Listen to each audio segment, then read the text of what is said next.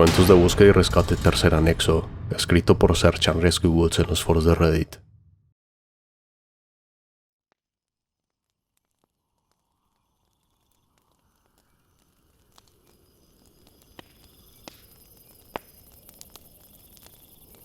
Lamento no haber estado por aquí en tanto tiempo. Tuve un accidente, uno bastante feo, pero hablaré de eso en otra ocasión. Tengo un buen amigo que creció en la misma área que yo, por lo que compartimos algunas memorias de los bosques cercanos y las ocasiones que los explorábamos. Cuando éramos niños, solía contar una historia que jamás le creí, pues él era bastante conocido por inventar algunas mierdas, aunque he estado reflexionando más sobre ella, conforme he escrito estos otros cuentos. Cuando él tenía unos 12 años, perteneció a una tropa de Boy Scouts que cierto día salieron de acampada para un retiro de fin de semana, o como quiera que se le diga esas cosas. Según recuerdo, dijo que había ido él y aproximadamente otros 12 niños. Mi amigo y otros 3 chicos decidieron que una vez que todos estuvieran dormidos, se levantarían sin hacer ruido y se adentrarían en el bosque para ver quién se acobardaba primero. Por accidente despertaron a otro chico, y como éste quería ir con ellos, no tuvieron más opción que llevarlo.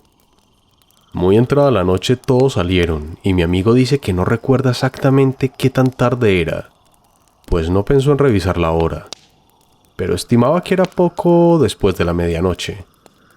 Solo uno de ellos llevó una linterna, por lo que todos se mantuvieron bastante cerca al caminar. Se alejaron lo suficiente como para no tener que preocuparse por despertar a nadie dando vueltas por ahí en el bosque y molestándose tratando de asustarse entre ellos. Fue realmente divertido, y todo iba bien hasta que uno de los niños señaló adelante diciendo que había visto algo. Siguieron al chico, y este lo llevó hasta lo que parecía ser un viejo sitio para fogatas. El niño estaba parado al pie de este, mirándose al centro cuando pidió la linterna. Todos se amontonaron alrededor, y mi amigo dijo que se trataba de la cosa más extraña que haya visto. Se veía como algo sacado de una vieja caricatura de la Warner Brothers. Ya saben, como cuando hay un círculo en el suelo casi perfecto, hecho de un negro sólido.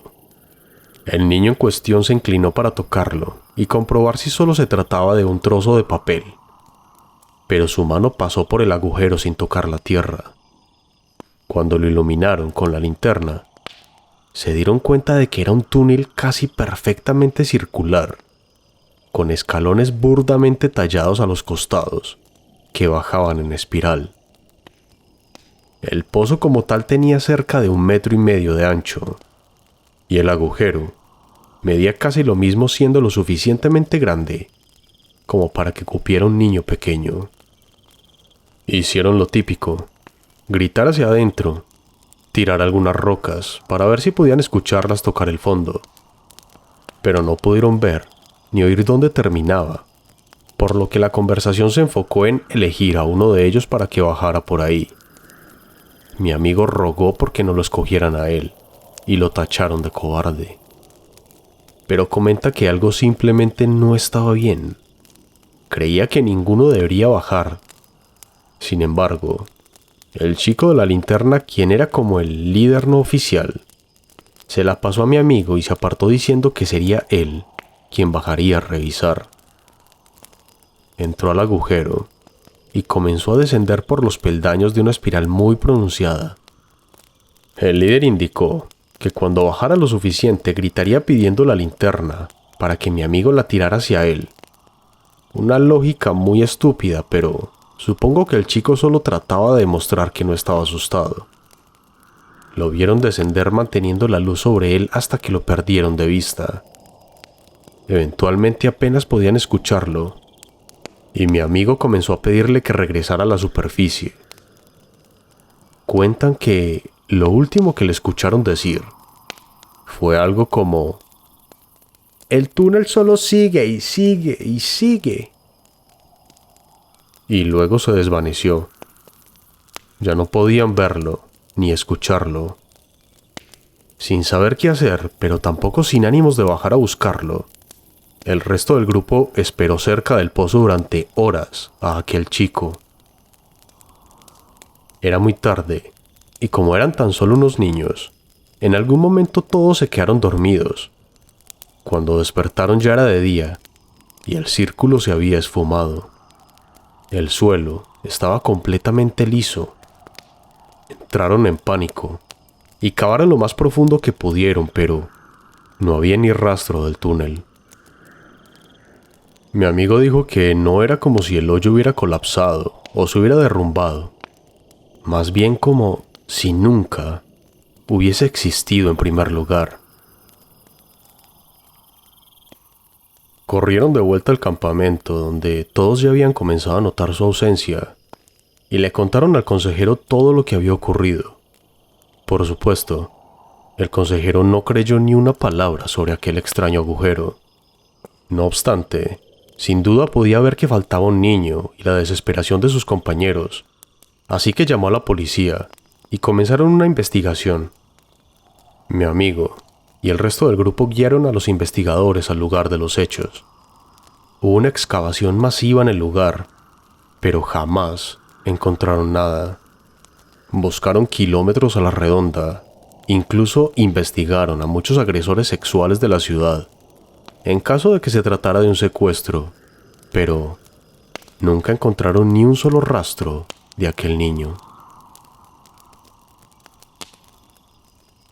Mientras tanto, en el parque tuvimos un brote de avistamientos. Comenzó hace aproximadamente 3 semanas, cuando las hojas comenzaban a cambiar. Los turistas llegaban de todo el país. Sucede cada año. Vienen a acampar y tomar algunas fotografías antes de la primera nevada. Es la última temporada de turistas en el pueblo, antes de que todo se cierre por el invierno. Y ya estamos acostumbrados a lidiar con el flujo de gente. Pero con esa cantidad de personas, por supuesto, que también se verá reflejado un incremento en accidentes y reportes.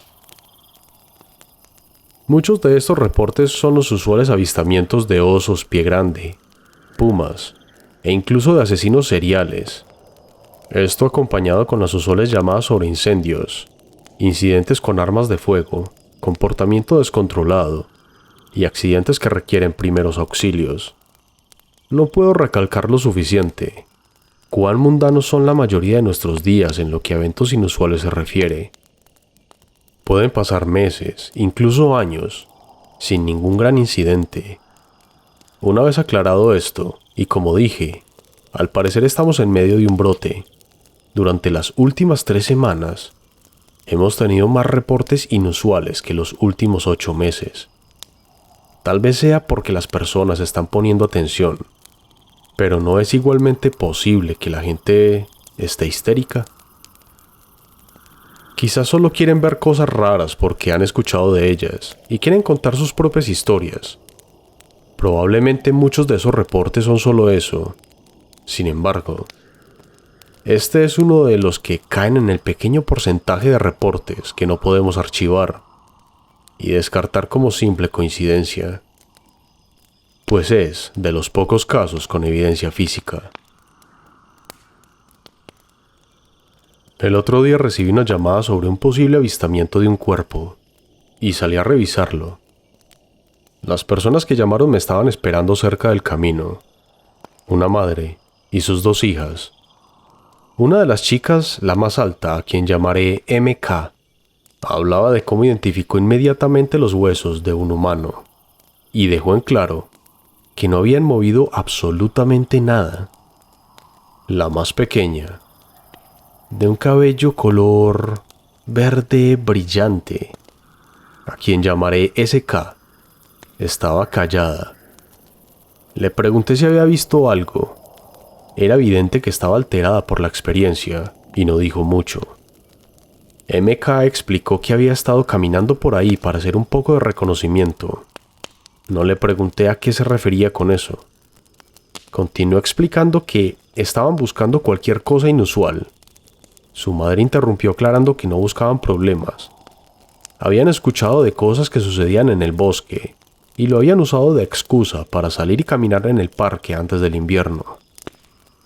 SK se quedó cerca de su hermana y solamente movía la cabeza sintiendo. Aproximadamente unos 800 metros más adelante, en que señaló el camino frente a nosotros, un hueso sobresalía entre las rojizas y anaranjadas hojas del piso, por lo que lo hacía fácil de visualizar. Era algo corvado, sin nada de carne ni músculo. Aún bien, a distancia adentrándose al bosque, y en dirección opuesta al sendero, yacía otro hueso encima de una rama caída. También estaba completamente limpio. Tuvimos cuidado de rodearlo al pasar por ahí. Otros 4 huesos detrás de ese condujeron al matorral que me había descrito, y escondido detrás del arbusto se encontraba el torso. La madre retrocedió, y SK la tomó del brazo con fuerza. MK se arrodilló junto a mí, frunciendo el ceño. Lo inspeccionamos juntos. Quienquiera que haya sido, no estaba en forma. Pedacitos de hojas muertas y cortezas se encontraban entre la maraña de grueso vello en el pecho.